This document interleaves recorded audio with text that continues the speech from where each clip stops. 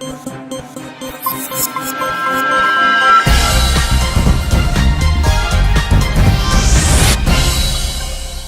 بسم اللہ الرحمن الرحیم. ناظرین، میں ہوں آپ کا میزبان غضنفر ابان اپنے پروگرام صدائے لاہور کے ساتھ. آج ہم نے اپنے پروگرام میں دعوت دی ہے پنجاب ٹیچر یونین کے سینئر رہنماؤں کو. تو سب سے پہلے میرے ساتھ آج موجود ہیں رانا لیاقت علی صاحب اور دوسرے ہیں ذوالفقار احمد صاحب. ٹیچر رہنما ہے. آج ہم ان سے بات کریں گے کرونا کے حوالے سے اور اساتذہ کی سرگرمیوں اور ان کی ڈیوٹیوں کے حوالے سے. اساتذہ کو گھیرا ہے کہ حکومت نے اساتذہ کی جو مسجدوں پہ اور گندم خریداری سینٹروں پہ ڈیوٹیاں لگائی ہیں وہ اساتذہ کا تقدس پامال ہو رہا ہے. اس حوالے سے ہم جانیں گے رانا لیاقت صاحب سے. رانا صاحب بتائیے گا، حکومت نے جو اساتذہ کی ڈیوٹیاں لگائی ہیں آپ کو کیا اس پہ اعتراض کیا ہے؟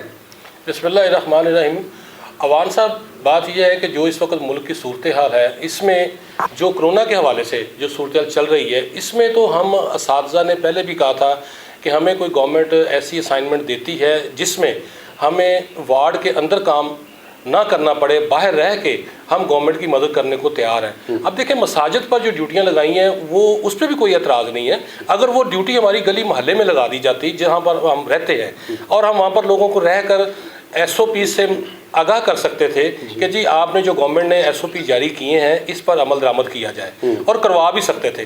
اب ایک استاد کو آپ 25 سے 30 کلومیٹر جب دور اس کو لگائیں گے ایسے علاقے میں جہاں پر اس کی شناسائی بھی نہ ہو اور لوگوں کو بھی نہ جانتے ہوں، یا پھر ایک اور بھی مسئلہ ہے کہ ڈیوٹیاں لگاتے وقت یہ بھی چیک کر لینا چاہیے کہ ہمارے ہاں جو مسلک کا ایک پرابلم ہے کہ وہاں پر بھی لوگوں کے اختلافات ہیں کہ کہیں پر کوئی مسجد اہل حدیث میں کوئی دوست چلا جاتا ہے یا کسی مسجد اہل سنت والجماعت میں چلا جاتا ہے، تو وہاں پر بھی کوئی ایسا ایشو نہ پیدا ہو جائے جس سے اساتذہ کا جو ہے وہ مورال یا ان کا تقدس جو ہے نا وہ پامال ہو. نہیں رانا صاحب، مجھے ایک بات بتائیے گا، سرکاری ملازم یا سرکاری افسر تو سرکاری ہے، اس کا کسی فقہ سے کسی مذہب سے کوئی تعلق نہیں ہے، تو کیوں آپ ڈیوٹی نہیں کرنا چاہتے؟ سرکار ہے جہاں مرضی لگائے. نہیں، ڈیوٹی ہم انکار نہیں کر رہے، ہم کہتے ہیں ڈیوٹی کرنے کو تیار ہے. اس میں پرابلم صرف یہ ہے کہ جب آپ 25 سے 30 کلومیٹر دور لگائیں گے اور وہ بھی ماہ رمضان میں لگائیں گے ڈیوٹی، تو پرابلم کریٹ ہوگی.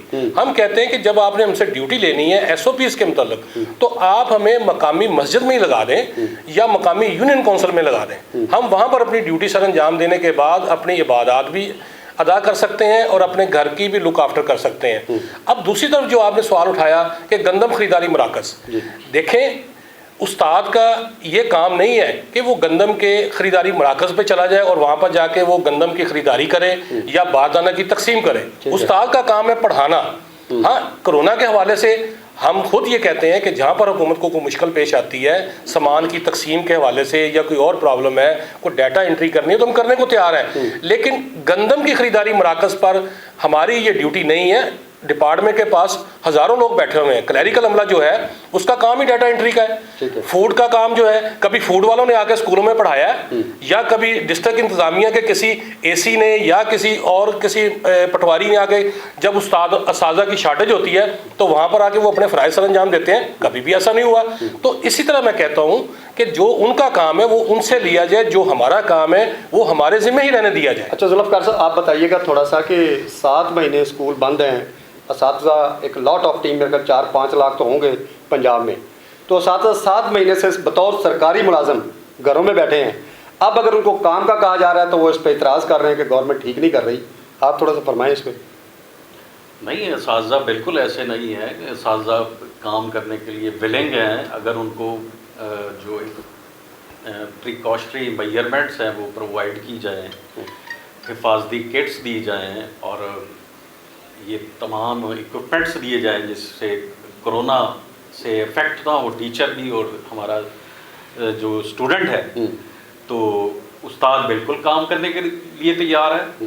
آپ کو یہ تو ایک ویسے ہی تاثر دیا جاتا ہے ایجوکیشن کے اساتذہ کو بدنام کرنے کے لیے کہ اساتذہ کام نہیں کرنا چاہتے.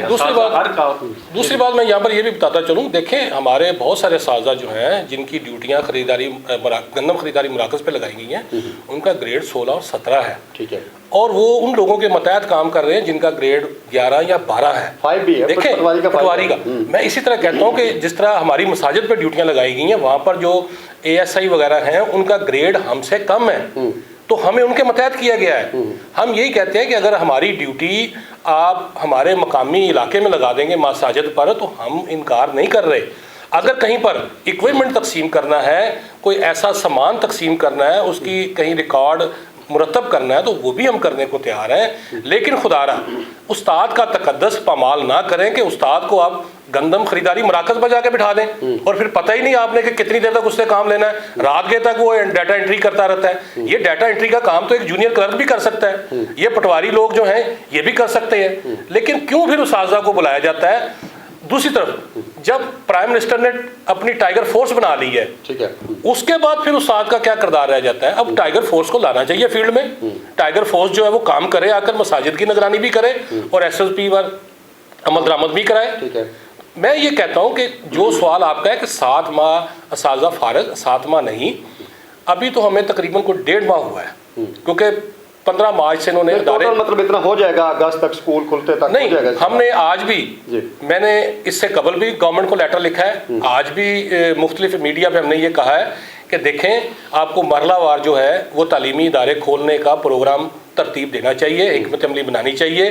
فی الحال ہمیں کلاس 8th 9th اور 10th کے بچوں کو اسکولوں میں بلا کر ان کا جو سیکشن ہے وہ ریڈیوس کر لینا چاہیے.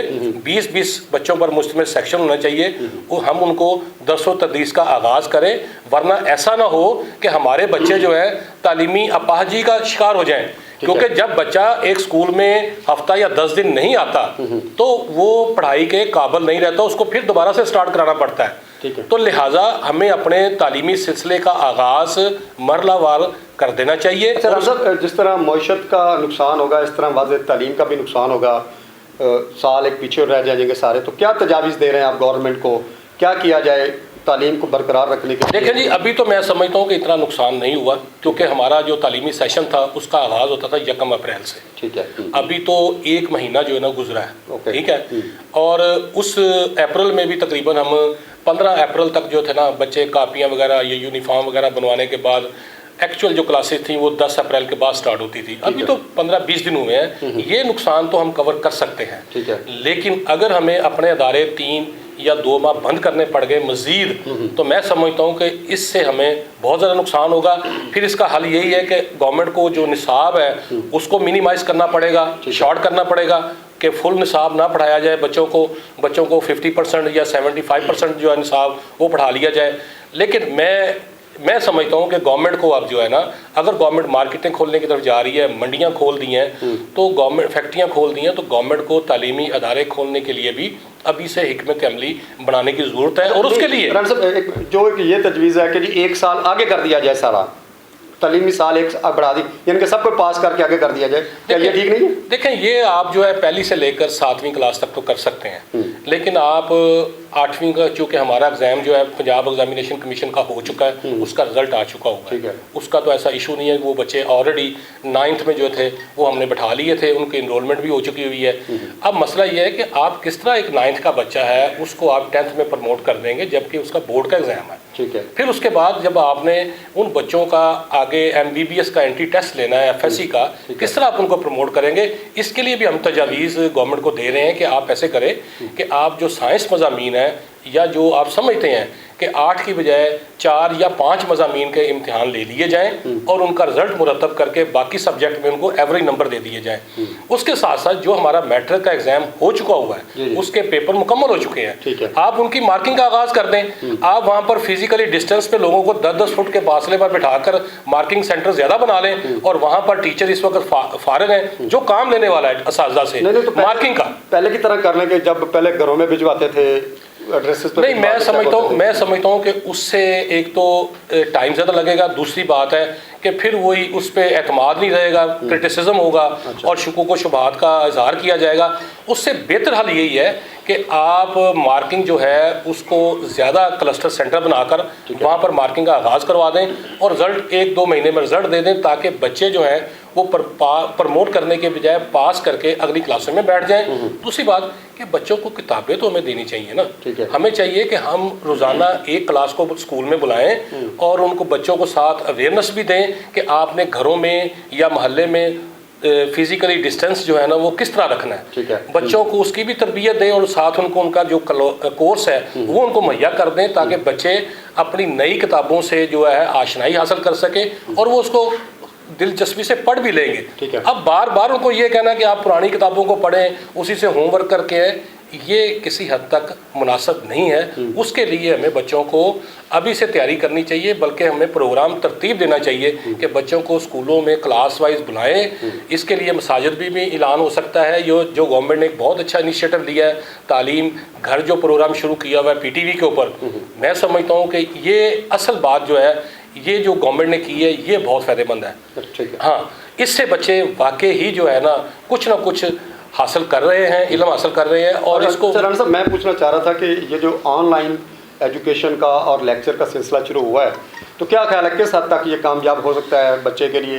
क्योंकि बच्चे को जब तक आप प्रैक्टिकली तौर पे बोर्ड पे समझाएंगे नहीं, तो ऑनलाइन कैसे पढ़ सकता है वो? देखिए, बात है ना, तालीमी निज़ाम में उस्ताद की जो अहमियत है ना, इससे तो इनकार किया ही नहीं जा सकता। ठीक है, बिल्कुल। ये जो ऑनलाइन सिस्टम है, ये एक तरह का बच्चे को अटैचमेंट एजुकेशन के साथ रखने के लिए या उसको थोड़ी बहुत मावनत देने के लिए। देखिए, अब क्लास में जब उस्ताद पढ़ाता है ना, तो वो 40 या 45 बच्चों की जो क्लास होती है ना, एक एक बच्चे को वो मॉनिटर कर रहा होता है, ऑब्जर्व कर रहा होता है कि कौन सा बच्चा जो है वो उसकी तरफ मुतवज्जो है और कौन सा बच्चा शरारतों में है। फिर जब टीचर पढ़ाता है तो फिर बच्चों से वहाँ पर अक्सर वो सवाल भी पूछता है कि बेटा मैंने ये पढ़ाया है, तो इसके आगे क्या स्टेप है। तो बच्चों से यानी कि इस तरह के भी सवालात कर लिए जाते हैं, फिर बच्चों का होमवर्क चेक किया जाता है। लेकिन मैं समझता हूँ कि इन हालात में जो गवर्नमेंट का ये इनिशिएटिव है तालीम घर प्रोग्राम का, इसको जितना भी सराहा जाए कम है, क्योंकि ये वो कमी तो पूरी नहीं कर सकता, लेकिन कम अज़ कम बच्चों को जो है ना उनकी जो तालीम की या इल्मी जो प्यास है उसको बुझा सकता है। उनकी तस्कीन के लिए उस्ताद का क्लासरूम में होना इंतहाई ज़रूरी है, उसके बगैर गुजारा नहीं है। ठीक जी, जुल्फ़िकार साहब, आपको थोड़ा सा रोशनी फरमाएं ऑनलाइन सिस्टम के हवाले से, क्या कहते हैं? ऑनलाइन सिस्टम एक्चुअली हमारे मुल्क में इसलिए भी ज़्यादा इफेक्टिव नहीं है कि यहाँ पर हमारे स्टूडेंट्स जो हैं उनकी तादाद जो उन घरों से बिलोंग करते हैं जो मेजॉरिटी लोअर मिडिल क्लास से ठीक है, गवर्नमेंट इदारों में। ठीक है। तो ना उनके पास इंटरनेट की फैसिलिटीज़ होती हैं और ना उनके पास एंड्रॉयड मोबाइल होता है, तो जिससे वो मुस्तफ़ीद हो सकें ऑनलाइन एजुकेशनल सिस्टम से। ठीक है। तो इसलिए ये ज़्यादा इफेक्टिव नहीं है हमारे मुल्क में। अच्छा राणा साहब, मुझे आखिर में आखिरी सवाल बताइएगा कि असातिज़ा की जो फोर्स है, इतनी बड़ी फोर्स है, वाज़े कोई शक नहीं है पंजाब में, तो क्या किन SOPs के तहत आप काम करना चाहते हैं? कोरोना हो, डेंगू हो, कुछ भी हो, तो किन SOPs पे आप एक दफ़ा गवर्नमेंट से तय कर लें कि ये हमारे SOPs हैं, इसके तहत हम काम करें? देखिए जी, चीफ जस्टिस चौधरी इफ्तिखार साहब ने एक सो मोटो एक्शन लिया था। उस रिट में उन्होंने ऑब्जर्वेशन जो कोड की थी, उसमें ये कहा था कि उस्ताद का काम जो है वो क्लास में पढ़ाना है, इसके अलावा उस्ताद से कोई काम ना लिया जाए। ठीक है। लेकिन हम चूँकि इस मुल्क के रहायशी हैं, हमारा ये मुल्क है, हाँ अगर कहीं हमारी ज़रूरत पड़ जाती है तो कम से कम उस्ताद का तो जो तकद्दस है, देखिए अब आप उसको 30-35 किलोमीटर दूर लगा रहे हैं, फिर पुलिस के साथ उसके मतहत कर रहे हैं। पुलिस का रवैया आपको पता ही है जैसा है। अभी पिछले दिनों में टीचर बता रहे थे कि जी हमें पहले थाने में बुलाया गया, फिर कहा गया जी आप फलां नाके पे चले जाए, वहाँ पर वो आपको मिल जाएंगे जिनके साथ आपकी ड्यूटी है। जब वहाँ पर पहुँचे तो वहाँ से पता चला जी वो कहीं और चले गए हैं। यानी कि इस तरह हम कहते हैं कि उस्ताद का काम पढ़ाना है, उस्ताद को अदारे के अंदर पढ़ाने दिया जाए। ठीक है। हाँ, अगर कहीं ज़रूरत पड़ती है तो कम से कम उसके तकद्दस का ख्याल किया जाए, उसको ऐसा काम सौंपा जाए। अब देखिए, वार्ड के अंदर हम तो मेडिकल इंस्ट्रूमेंट से वाकिफ़ नहीं है, हम तो किसी मरीज़ की केयर नहीं कर सकते। हाँ, हम ये कर सकते हैं कि आज कितने मरीज़ हॉस्पिटल में आए हैं, उनका डाटा जो है वो लिख सकते हैं, रिकॉर्ड मेंटेन कर सकते हैं, लेकिन वो भी ऐसी जगह पर जहाँ पर सेफ्टी मेजर्स हों। दूसरी बात है कि जैसे अभी जुल्फ़िकार साहब ने कहा कि साजा को तो ना कोई हिफाजती किट दी गई है। अब अगर मसाजिद को भी चेक करने के लिए जाना है तो कम से कम साजा को ग्लव्स दिए जाएँ, मास्क दिए जाएँ, सैनिटाइज़र दिए जाएँ। और दूसरी बात यह है कि आप उन साजा को लगाए जो SOPs के मुताबिक पूरे उतरते हों। अब आप 58 और 50+ वाले टीचर्स को लगाएंगे जो कि आपके कोरोना के SOPs में लिखा हुआ है कि अबव 50 जो है वो कहीं बाहर ना निकले घर से, तो आप उसको ड्यूटी पे लगा रहे हैं। तो हम ये चाहते हैं कि हम इनकार नहीं करते। इनकार सिर्फ हमारा गंदम खरीदारी मराकज़ ٹھیک ہے، پولیو ڈیوٹیز یا اور دیگر جو ڈیوٹیز ہیں جن کا ہمارے ساتھ کوئی تعلق نہیں ہے، ٹھیک ہے، ہم ان سے انکار کرتے ہیں. لیکن اس وقت جو کرونا کے حوالے سے جو ملکی صورتحال ہے، اگر کوئی ہمیں اسائنمنٹ دی جاتی ہے تو ہم اس کو کرنے کو تیار ہیں، لیکن ہماری سہولت کو مد نظر رکھا جائے. ٹھیک ہے. اب تو ویسے بھی میں کہتا ہوں کہ جب 10 لاکھ لوگ آپ کے پاس ٹائیگر فورس کی شکل میں آ گئے ہیں، نوجوان ہیں، تو ضرورت نہیں رہی. آپ ان سے کام لیں. ہمارا کام پڑھانا ہے. ہم تو خود کہہ رہے ہیں کہ تعلیمی ادارے کھولے جائیں. ٹھیک ہے. تعلیمی ادارے جو ہے آپ 1 جون سے کھولیں تاکہ ہم جا کے بچوں کو اپنی کلاس کا جو حجم ہے اس کو کم کر کے ان کو تدریس کا آغاز کریں تاکہ زیادہ نقصان ہمارا تعلیمی جو نہ ہو. اگر ہم ایک سیشن پیچھے چلے گئے تو آپ اندازہ کریں کہ 10 سال ہم پیچھے چلے جائیں گے. جی ناظرین، سنیے آپ نے ہماری آج کے مہمانوں کی گفتگو. ان کا کہنا تھا کہ ہم حکومت کے ساتھ ہر طرح کے تعاون کے لیے تیار ہیں، لیکن اساتذہ کے تقدس کو برقرار رکھا جائے، تخصص کو برقرار رکھا جائے. اسی کے ساتھ اجازت دیجیے. پاکستان زندہ باد.